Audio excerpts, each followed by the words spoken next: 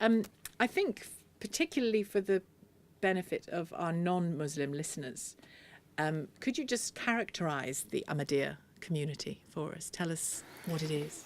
You see, Ahmadiyya community is the community which was formed in 1889 according to the prophecy of the founder of Islam.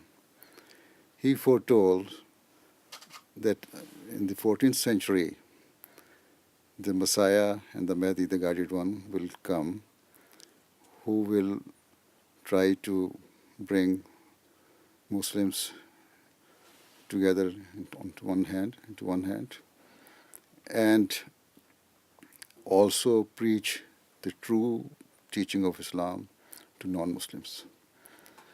So, and even not only that the Prophet of Islam, sallallahu alaihi wasallam, foretold this thing, it was the prophecy of all the previous prophets that in the latter days, man will come, who will bring the whole of the mankind into one hand and make them realize the duty towards their Creator and towards their fellow beings. So we believe that that man has come in the person of Mirza Ghulam Ahmad Qadian, and he founded the Ahmadiyya community. So this is the main thing which differentiate us from the other Muslims. The other Muslims believe that that person has not yet come. And explain to us, if you would, the caliphate, because Ahmadiyya Muslims already live under a caliphate, a non-political caliphate. So it was also prophesied by the Prophet of Islam that after the demise of the Messiah and Mahdi, then his succession will continue with the Khilafat. And we believe that after his demise in 1908, Khilafat, the true Khilafat of Islam started, according to the prophecy of the Prophet of Islam. And I am the fifth Khalifa of the founder of Ahmadiyya community. It is all not that that was the wish of the founder of the community, but it is according to the prophecy, we believe, of the founder of Islam, the Holy Prophet Muhammad sallallahu alaihi wasallam. And the Khilafat was to continue because after the demise of the founder of Ahmadiyya, that Messiah al-Islam, Mahdi and Messiah al-Islam, Mirza Ghulam Ahmad al-Islam, Khilafat had to continue the work which was started by the founder of Ahmadiyya. And that task was to preach the true teaching of Islam. And that is what we have been doing. And I know that central to Ahmadiyya belief and teaching is peace, care for mankind, for one another, and loyalty to one's country. To an awful lot of people listening, they will now be associating the word caliphate with violence. The teaching of the Quran is the Quran. I can show you. The nutshell of the teaching is that man should believe in one and omnipotent God and obey his orders, his commandments given to the prophets. And we believe that Quran contains all the teachings which bring man closer to their Creator or his Creator. And the second thing which we can see in the Holy Quran is that man, a true believer, should discharge his duties towards his fellow being, as I have told earlier. So there are two main things. And the Khilafat, if it is said that the Khilafat needs some sort of harshness or some sort of militant actions, it is just wrong. Khilafat has to continue the task given to the Holy Prophet of Islam in the Holy Quran, and that is to bring humankind closer to their Creator, and second, to serve their humanity in the best way. What do you believe then is the source of the extremism and the violence, particularly characterized in Islamic State? Because now the time has come. It is a ripe time for the person to come, according to the prophecies. And when the other Muslims see that the person has not yet come, all those so-called scholars and clerics or leaders who have their vested interests, they try to bring frustrated people together and try to use them for their own vested interests.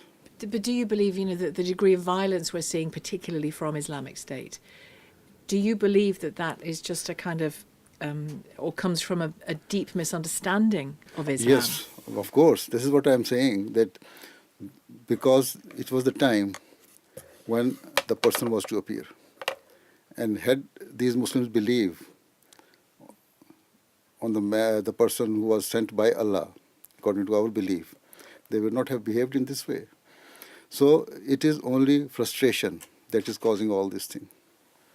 And those so-called clerics or leaders or scholars are trying to use those people and use their frustration. For evil means. For evil means, yes, of course. You'll know that this week in Britain, some British Muslims were concerned and angered about a letter sent by a government minister urging them to do more, urging mosques to do more to counter extremism. So I think no sane and true Muslim can react in this way. This is why that letter is, there's nothing wrong in the letter. This is a message just to request the imams and the leaders to guide their followers in a more appropriate and proper way and with concerted effort to the right path. So I don't see anything wrong in the letter. Where's that anger coming from then? We can say not our leadership, the true Muslim leadership is not rightly guided. I think they feel that if government is interfering in their manner, government might take another step to come into their matters with regards to their religion. But I feel it is their misunderstanding and wrong understanding which they are trying to construe. The Ahmadiyya community is persecuted in some parts of the world. When the offices of Charlie Hebdo in Paris were attacked 10 days ago, 2 weeks ago, just describe to me some of your thoughts and feelings about both the attack and the reasons given for it. There's no reason, no genuine reason to attack. You see, they attacked for the action of that Charlie Hebdo, which was done some 2-3 years ago, right? So after they are trying to take revenge after 3 years, instead of cooling the matter down, they tried to flare it up by attacking. So it's just nonsense. And you see, it is said that the circulation of that magazine was only 60,000. And now it has gone to 5 million, over 5 million. So they failed? Not they only failed. They try to incite and fan the hatred against the Prophet of Islam. And they are the part of it. And what they wanted to achieve, they could not even, it's just nonsense.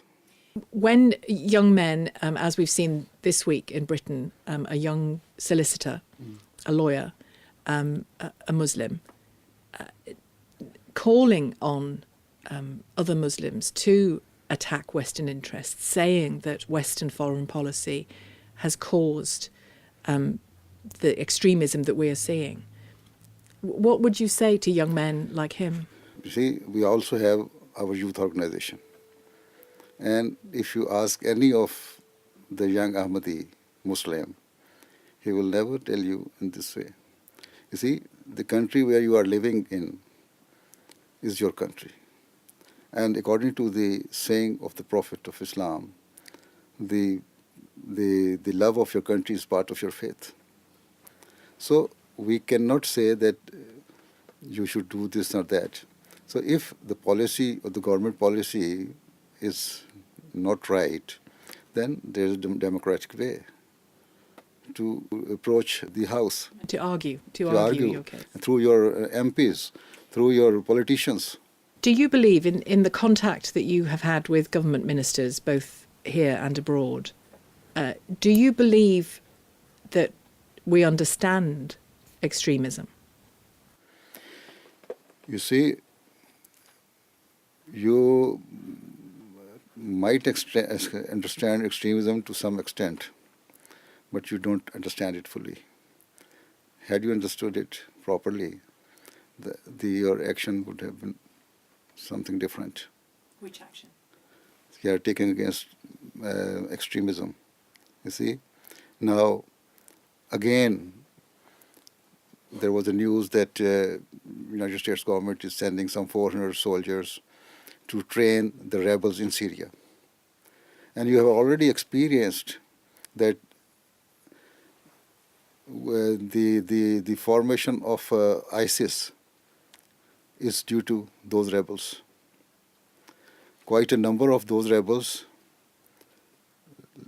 joined ISIS, and that is causing the threat to the whole world. So it is quite possible that some of the ISIS members come to join rebels again and get better training and go back again to fight against you. So you must try to adopt some sane policies. Imagine some of those for me. Tell me how you would see what those policies are. I have spoken on it at length in my previous peace symposium address, that how are they getting, from where are they getting money?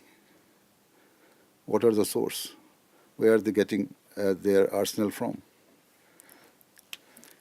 See, even how do they sell their oil?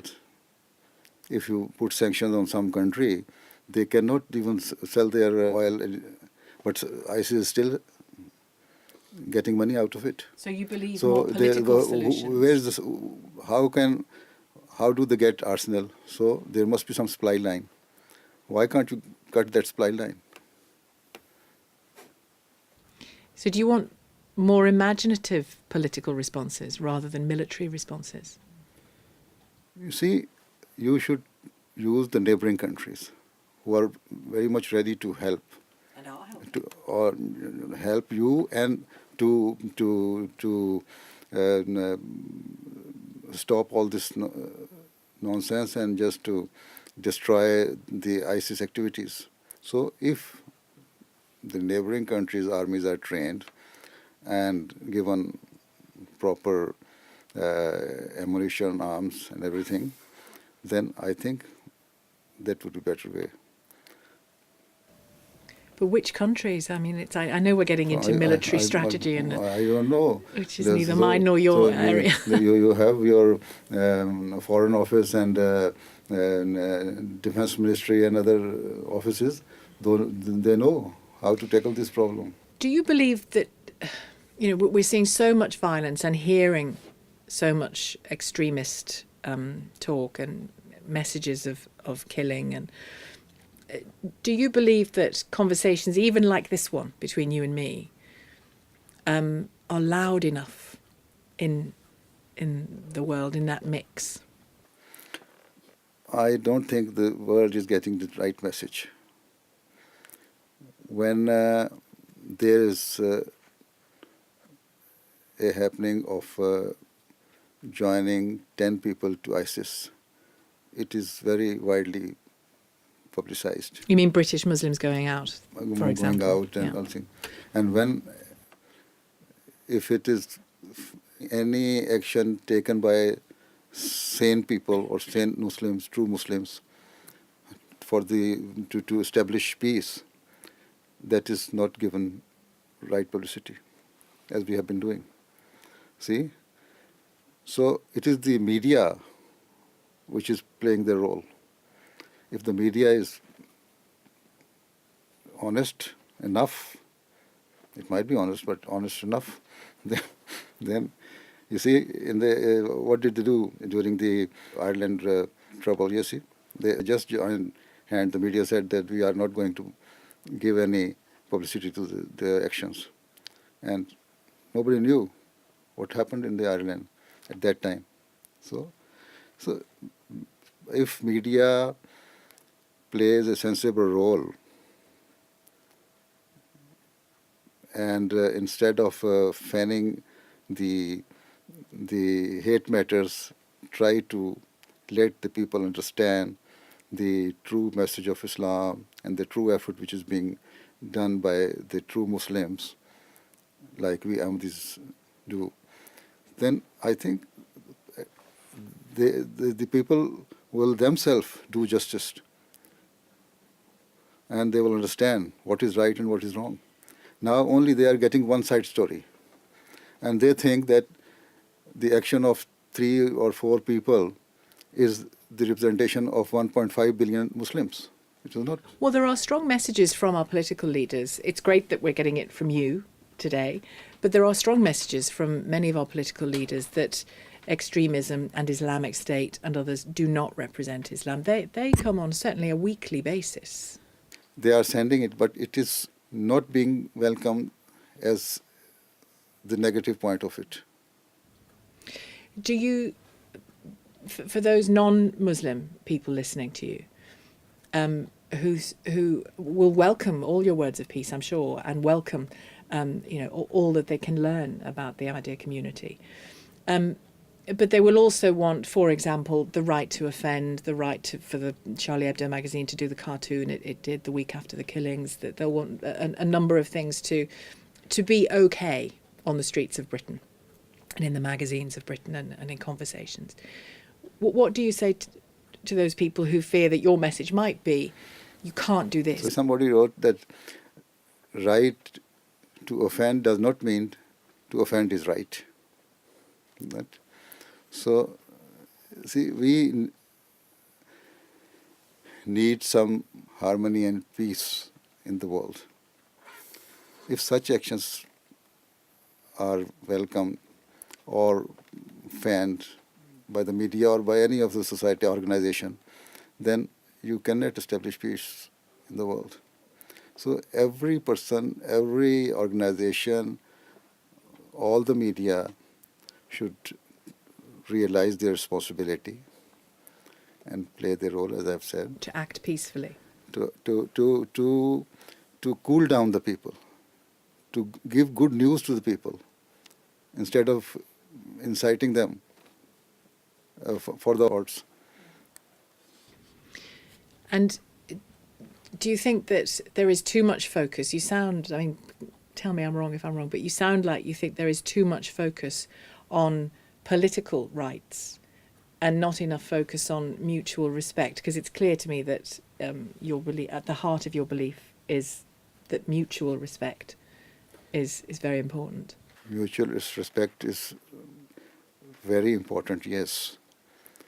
But what is the difference between political right and mutual respect? What is the...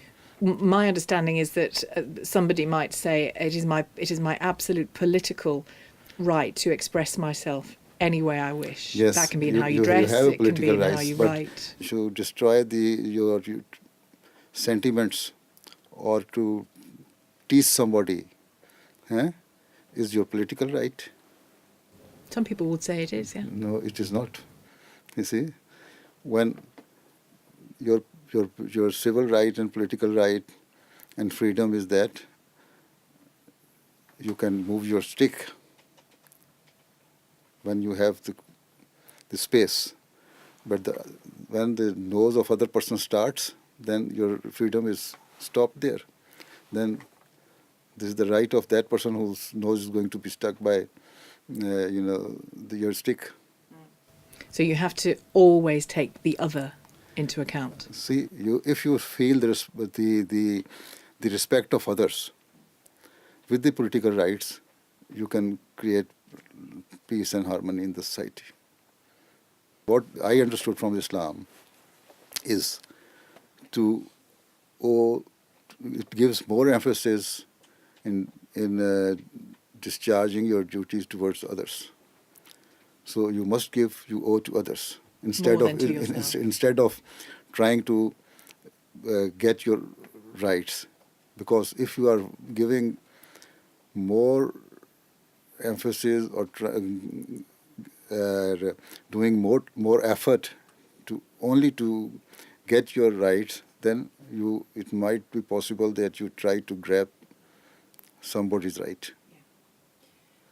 Just to finish, how worried are you about extremism, not just in the UK, but in the world? You see, as long as these organizations are there,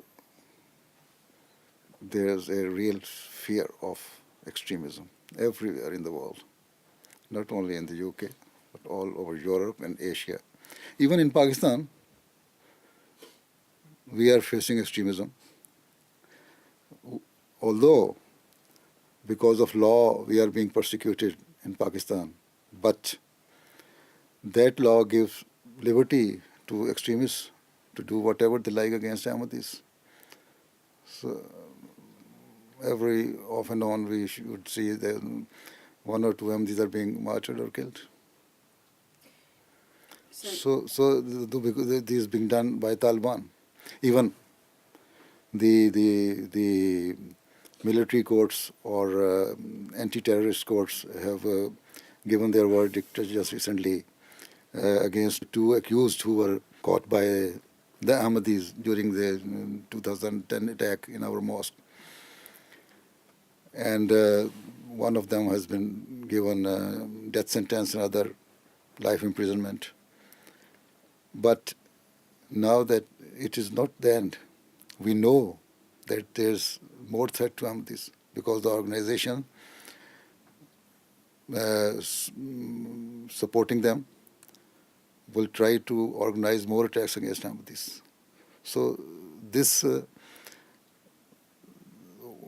decision is not going in favor of us. Even it is an alarming situation for us. Do you think here in the UK we have an understanding of Islamist extremism? Or do we still underestimate it, do you think? I think you are underestimating. You have to do more. You are trying only to focus Jews at present. But that is not only. So they can attack on any place or anyone or any government installation even. So after the attack of France, you think that it is only Jewish community is unsafe here. It is not right. You think anything can happen with anybody. If you say we're underestimating it, and I will finish now, you say we're underestimating it, what one, perhaps two things do you want to see in this country to improve the situation somewhat? You see, your police should be given more, powers. What policeman can do with the stick, whereas the opponent is holding a semi-automatic rifle. So he will kill the policeman, and you see, now the life of your policeman or woman is also at stake. We do have armed officers, but just not every officer. Is it time for every officer to be armed? You see, now, as in Canada and America, police should be given some powers. Whenever they see anybody with wrong intention, although it should not happen like as it happened in America, that just you killed a teenager without reason. But with sense, they at least to protect themselves, they should have something. If there's a fire from the other side, at least if one policeman is killed, and the other can at least try to protect that area. And do you want a greater focus on the peaceful work of Muslims in this country as well? Yes, and then the sermons of all the mosques should be monitored during 5 days. Though no hate matter should be delivered from their mosques, from the imams. Well, how do you do that? Put see? spies inside every mosque to listen? No, you are already doing it. It is the information, and government, the Home Ministry has the right to have that information.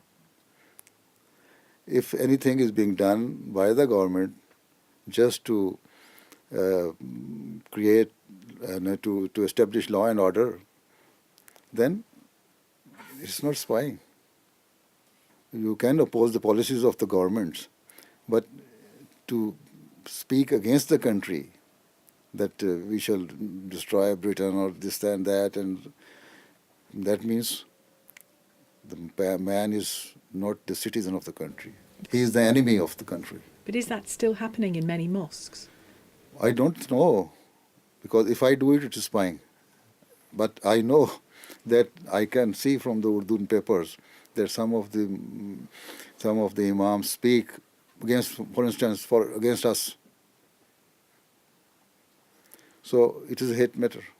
So, and they can incite any Muslim to go and kill any Ahmadi here. Even it can happen here. Does it happen here? It happened here that in Tooting, one of our girls was attacked by a Muslim because of this hate speech. Quite a number of shops here, in Muslim shops, who refuse to entertain Ahmadis if they know they are Ahmadi. They won't employ them? Not only they employ them, they will not even sell their items.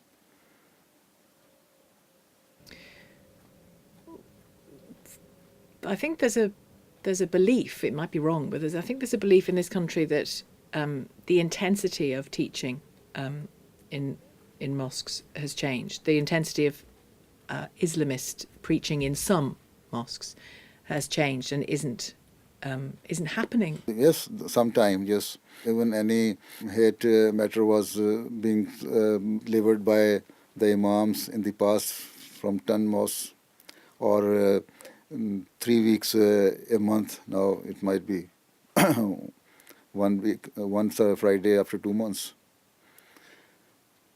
But you have to monitor the madrasas. And yes, and people, if the madrasas, have to see, the government have to see what is being taught there in their Islamic schools. Here, their syllabus and curriculum should be very well monitored. Do you believe the madrasas are teaching anti-British? Yes, it is on the papers, yes. Sometimes, yes. But in the same way, our other government schools should also, there are some teachers, even yesterday I received a complaint from one of the mother that her daughter went to the school and the teacher showed them the caricatures of the Prophet made long ago in the Danish magazine or newspaper. And then after that, she showed Charlie Hebdo's caricatures. And there were quite a number of Muslim girls who shouted, "What are you doing? We don't want to see this."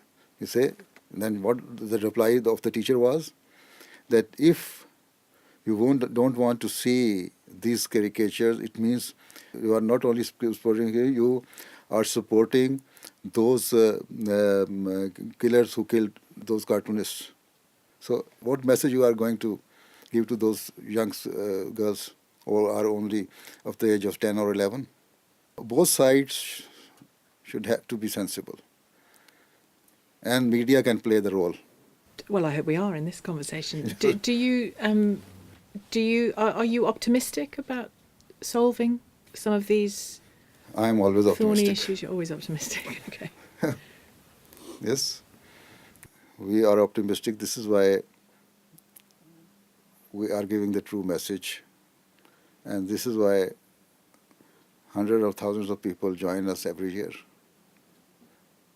from among peaceful Muslims and other religious groups as well, yes. Thank you very much.